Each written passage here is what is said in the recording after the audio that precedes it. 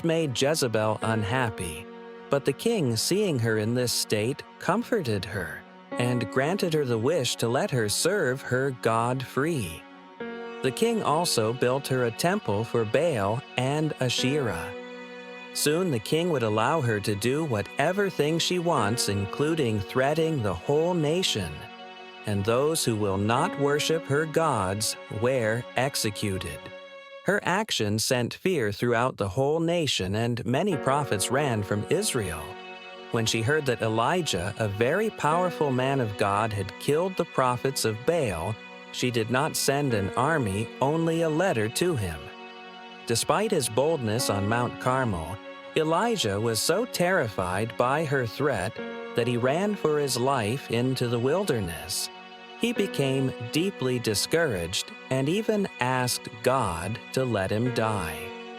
On a bright morning, the king took a walk round the city and saw a beautiful garden owned by Naboth, a peasant in the land of Israel.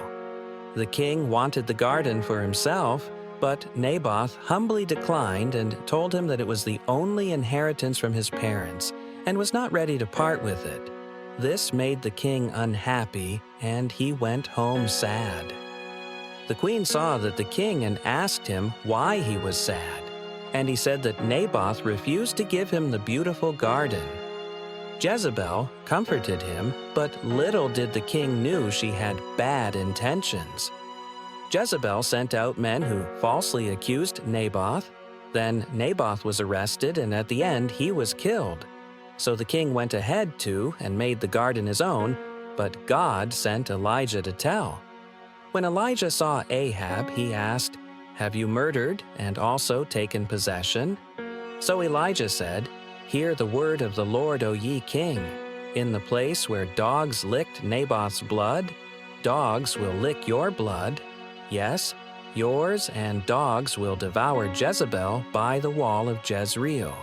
So although Jezebel was not literally a witch in the occult sense, she was deeply involved in idolatry, sorcery, and the promotion of Baal worship, which included pagan and demonic practices.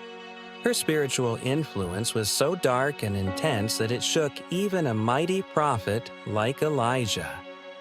Time went by, King Ahab died in battle, and his blood was washed from the chariot where dogs licked it, and years later, Jehu was crowned king, and he began to cleanse the land from all the influence of Jezebel.